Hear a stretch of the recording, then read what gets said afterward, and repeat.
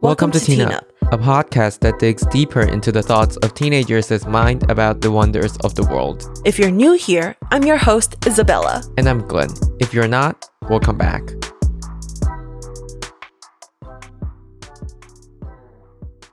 Here is a quick disclaimer. We are two teenagers that are doing our best to research everything. However, we are not experts, so if we offend anyone or say something wrong, we want to apologize in advance. Please email us to tell us what was wrong. Thank you.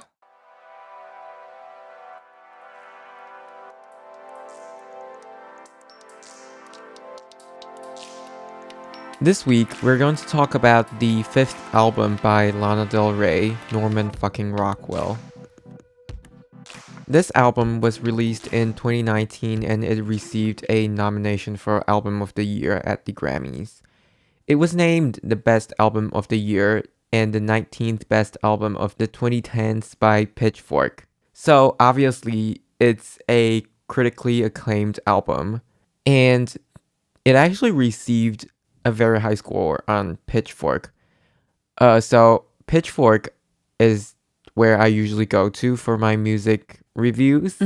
I think they're pretty critical on the music that they review, so they usually give out like a very harsh review. So getting a 9.4, which is a very high score for their website, it is very impressive. Like, it is 9.4 out of 10, so that's a pretty high score. So this album explores masculinity, materialism, relationships, and her sadness. Lana Del Rey's music has always been pretty melancholic, and her voice is just fitting for that. And there are a lot of people saying that her music is very cinematic, meaning that it sounds like it's a movie. Oh, wait, I could actually see what you mean there. Yeah, so it's like a movie, but it's not like very, I wouldn't say it's like very modern, right? It's like, say, a little bit 1950s, 60s. Yeah, I feel that. And it has this type of vintage and nostalgic feel to it. And this album is also like that. Very like that, actually. It's even in the name. Norman Rockwell is actually a painter who lived from 1894 to 1978. So it's around the first half of the 20th century. Most of his work is about America, and he shows like an immense amount of patriotism toward his country. And this is actually one of the messages that Lana Del Rey is trying to convey through her music. People say it's not like necessarily about America or patriotism, but it's about things that she's talking about in her music. It's very ordinary. It's very America. And at the same time, she shows that she loves her country. Let's start with the first track, the opener of the album, Norman Fucking Rockwell, which is by the same name of the album. This track starts with a little bit of string instrument, and later the piano joins, and the volume just slowly goes up, and we get the first sentence, which is "Goddamn man-child." And this one portrays the central message of this album. It points out the masculinity and poor male behavior that she's talking about in this album. A huge part of this album is she talking about her relationship with a male and how that develops and how she feels helpless or how she's desperate at times. And in this first track, she's talking about how this masculinity is toxic for her, how sometimes men has this crazy behavior and justifies for them. And in the chorus, she sings, "'Cause you're just a man, it's just what you do. Your head in your hands as you color me blue." "'Cause you're just a man" is said to be parallel to saying boys will be boys. It's like you're not saying anything, but you're justifying these behavior, just saying that, oh, because they're boys. And she's pointing out how inappropriate this is. That's actually kind of deep. Like, when I first listened to this song, like, I gotta be honest, I didn't understand what this song was trying to say, but Yeah, what you said was deep. Yeah, and then she says, "As you color me blue." So this part of the lyrics is actually saying how this person is making her sad. As color blue means sad. As I read on Genius, that she repeats blue a lot in this song. The end of this song is just basically repeating the word blue. And as I read, this blue could also be a reference to Joni Mitchell's album Blue, which is said to be one of the greatest album ever made. Like, it is such a great album that people praise this album like a lot. So if you don't know, Joni Mitchell is a Canadian singer-songwriter. I would say Lana Del Ray is definitely her fans because in her following album, Chemtrails Over the Country Club, she covers one of Joni Mitchell's songs for free as the last track for that album. Oh, wow. So that is definitely a sign that, she respects this person because Joni Mitchell is a great songwriter. Her songs are intricate and beautiful. And I would say, like, I can definitely see Lana Del Rey being influenced by Joni Mitchell. So after this track slowly fades out with she repeating blue, the album goes on to the next track, Mariner's Apartment Complex, which is more or less talking about the same message with her relationship with a male and how that's affecting her. But the track that I want to point out next is the third track, Venice Beach. So obviously the name of the track is a reference to the Californian beach, Venice Beach. Oh. But here she's talking about herself. This song is about her because, well, she said in the lyrics that I'm your Venice bitch. This could be a reference to a mural done in Venice Beach. It's her portrait on a wall. So this could be that. But the genius of this song is that in the lyrics, it's a collection of nice memories of Lana with her man. There are a lot of, little bits here and there. And in these images, you can see how she's talking about America, how she's talking about this image of America that we have, this American dream type of image. And this type of, not just like American dream, but also California. And I really want to highlight this part that she sings, "You're in the yard, I light the fire. And as the summer fades away, nothing gold can stay." So like in a yard, lighting a fire in summer, it's just like these little collections of tiny things that she sings about, but it touches on the American idealism and Americans' materialism.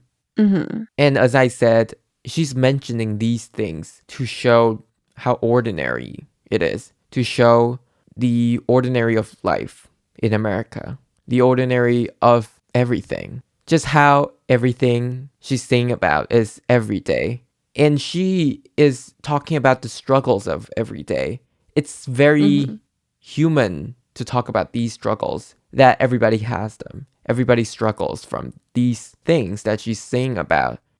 And with these little images, it makes them feel more ordinary. Oh, I get what you mean. And the most special part of this song is that this song is 9 minutes long. Yeah, I was confused like by how long this song was. I thought like maybe 2 or 3 songs has passed, but I realized this song is 9 minutes. Yes, and that's why I love this song so much.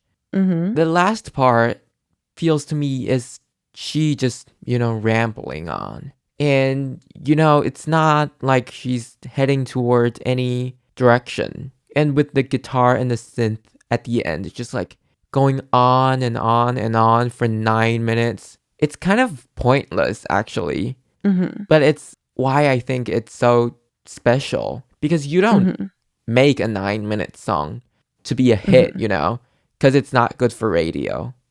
So obviously, this is a choice for her to make a song this long. Just like goes on and on. And it just drifts off. And that feels like the summer fading away that she sings about. And within this song, I don't think there's like any climax to it. which also adds to the like ordinary to what she's saying here. Yeah, I would say definitely. It's like a very calm and, you know, just like flat song, but with a little bit of like quirky synth here and there. So after the break, we're gonna talk about 2 more tracks and our favorite parts of this album.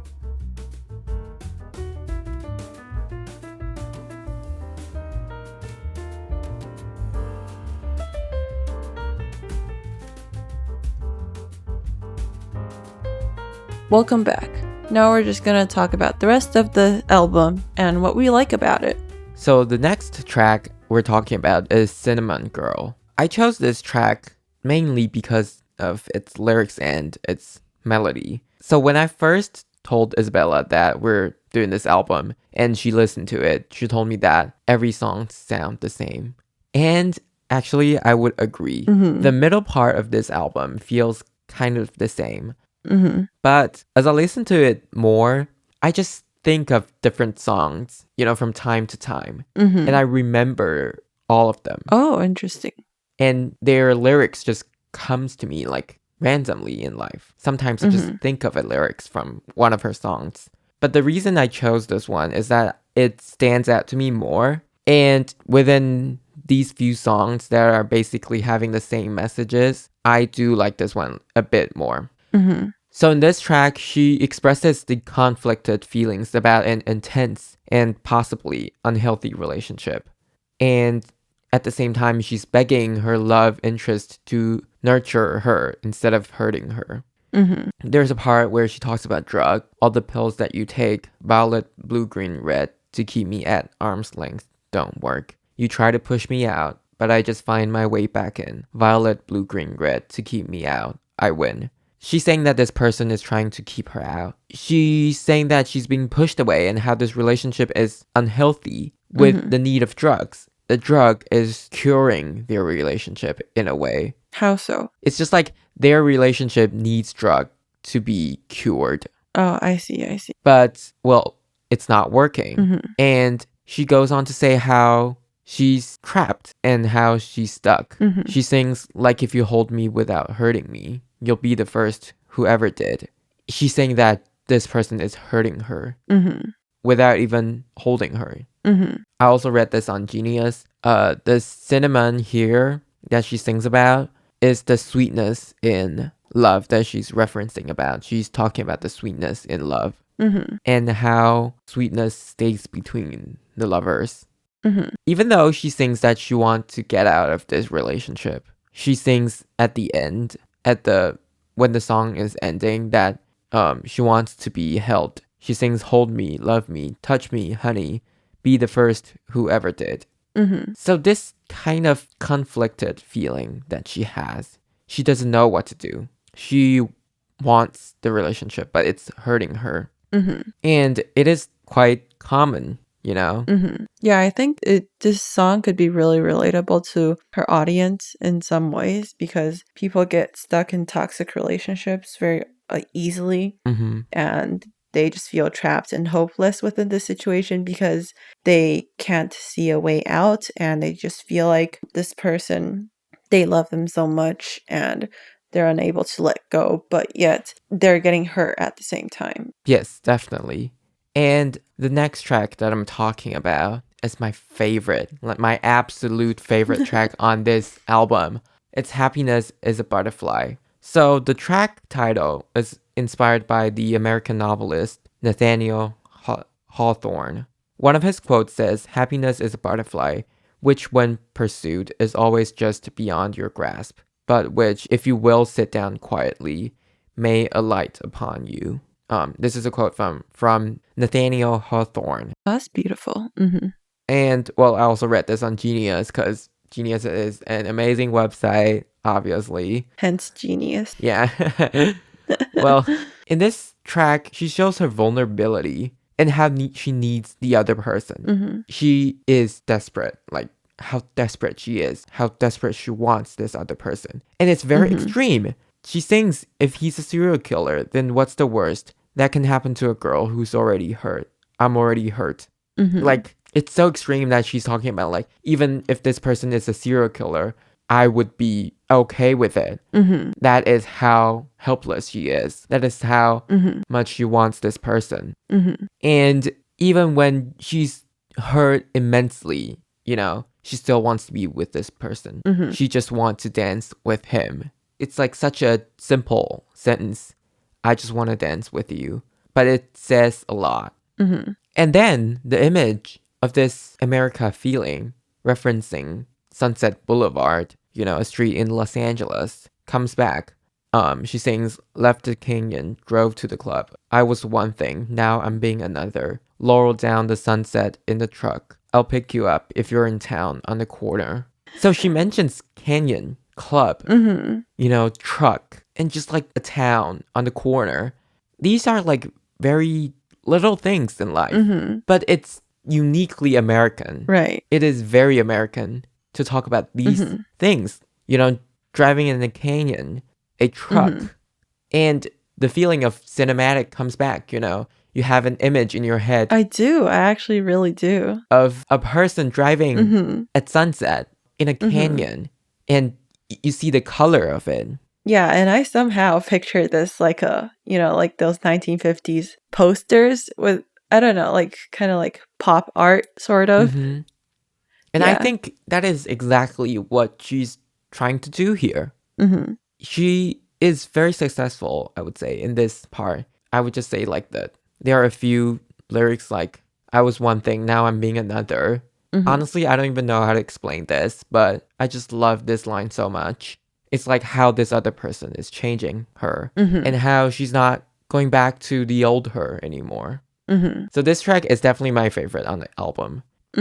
And I would just quickly talk about why I like this album so much. I would say it's like the arrangements of the instruments and of the whole sequence. Because as a album, you're telling a story. You're trying to convey a message. And these songs, although I would agree they're alike, but they slowly pushes the story, the plot forward. Yeah, I agree. And each song, she has a little bit different conflict within herself. It is resolved at the last track. Hope is a dangerous thing for a woman like me to have, but I have it.